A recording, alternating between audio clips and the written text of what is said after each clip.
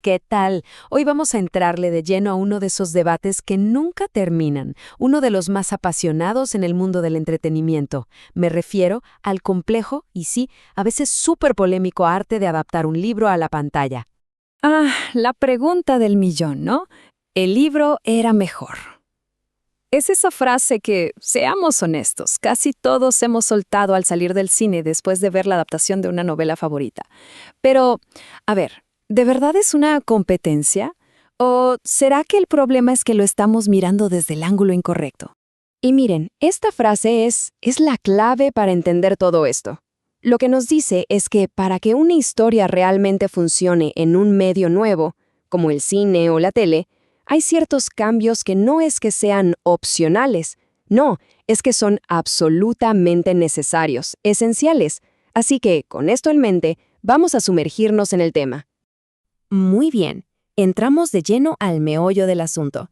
La traición necesaria, o sea, ¿por qué es tan difícil llevar una historia del papel a la pantalla sin que los fans más apasionados se sientan, traicionados? Vamos a ver de qué va todo esto.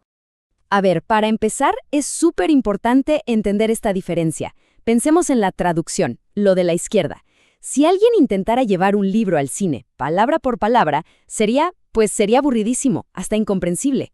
En cambio, la adaptación, lo que vemos a la derecha, eso ya es un acto creativo. Se trata de tomar el alma, la esencia de la historia, y volver a contarla, pero con un lenguaje totalmente nuevo, el lenguaje del cine. Y es que, piénsenlo, cuando leemos, cada persona crea una película única en su cabeza. Uno se imagina los rostros, los lugares, hasta las voces de los personajes. Pero un director tiene que tomar una sola decisión, elegir una única visión y presentársela a millones de personas. Y ahí, justo ahí, nace la primera gran tensión. Ahora, una de las primeras decisiones, y créanme, es de las más importantes, es el formato. Película o serie, porque no todas las historias están hechas para contarse en 2 horas y no todas necesitan 10 episodios para brillar. Y bueno, como vemos aquí, cada formato tiene lo suyo, sus pros y sus contras. Miren la película, 2 horas. El ejemplo ideal, El Señor de los Anillos. La ventaja, un impacto visual tremendo, un ritmo que no te deja respirar. El desafío, el temido tijeretazo. Hay que cortar subtramas y personajes, no queda de otra. Y del otro lado tenemos la serie. Pensemos en Game of Thrones. Aquí la ventaja es la fidelidad al texto, el poder desarrollar a los personajes a fondo. Pero el riesgo es caer en el relleno o que el presupuesto se dispare episodio tras episodio. Bien, ahora vamos a meternos, por así decirlo, a la sala de operaciones, a ver la anatomía del cambio, cómo se construye este nuevo lenguaje. O sea, ¿qué es lo que se tiene que transformar para que la magia de un libro se convierta en la magia del cine? Pues todo se reduce a estas 3 transformaciones clave. Son como los 3 grandes desafíos que cualquier equipo de adaptación tiene que resolver. Del pensamiento a la acción, de meses a momentos y de la mente a la pantalla. Vamos a ver cada uno. Empecemos con el monólogo interior. En un libro es fácil. Podemos estar páginas y páginas dentro de la cabeza de un personaje, escuchando sus pensamientos. Pero en el cine, eso no funciona.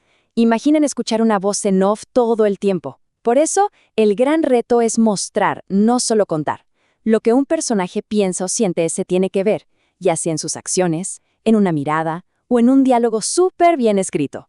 Luego está el tiempo. Las novelas pueden saltar décadas en unas cuantas páginas. El cine, obviamente, no puede hacer eso. Tiene que comprimir el tiempo. Y para eso está la herramienta clásica, el famoso montaje. Ya saben, esa secuencia de imágenes rápidas, casi siempre con una buena canción de fondo, que nos muestra el paso de los meses o de los años y cómo evoluciona un personaje. Todo en un par de minutos. Y por último, pero no menos importante, la estética. El vestuario, los escenarios, la iluminación, todo. Todo esto es absolutamente fundamental. Es el trabajo de todo un equipo de producción el construir un mundo que se vea y se sienta real. Un mundo que intente estar a la altura de ese universo increíble que cada lector ya construyó en su mente. Ok, suficiente teoría. Vamos a lo bueno, a la práctica.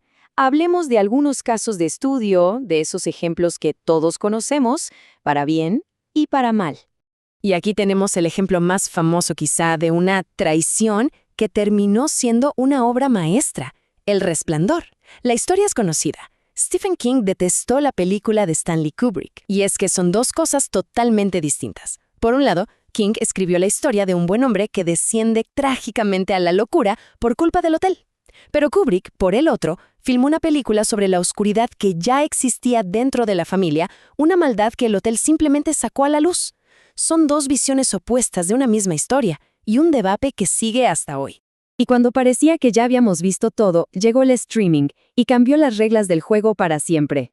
De repente, gracias al streaming, esos libros que por décadas llevaban la etiqueta de inadaptables por ser demasiado complejos, demasiado largos, encontraron su hogar.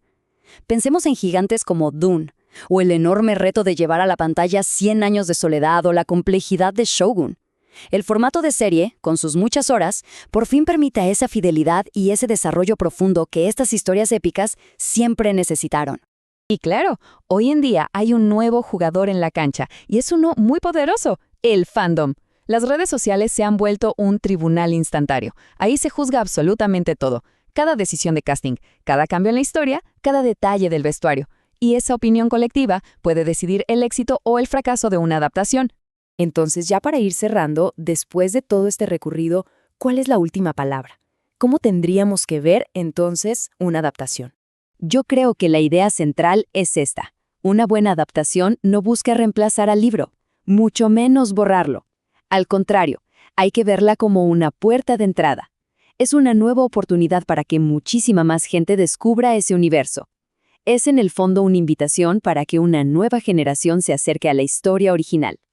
Y al final, de eso se trata. Una gran historia es tan poderosa que puede vivir en diferentes cuerpos. Puede estar en las páginas de un libro, en una pantalla de cine o en una serie de televisión. Como dice la frase, las historias no mueren, simplemente cambian de piel. Cada versión es una nueva piel que les permite seguir viviendo. Y con esa reflexión terminamos, dejando una pregunta flotando en el aire. De todos los libros que existen, de todas las historias que amamos, ¿qué historia merece tener una nueva piel? Gracias por acompañarnos en este recorrido.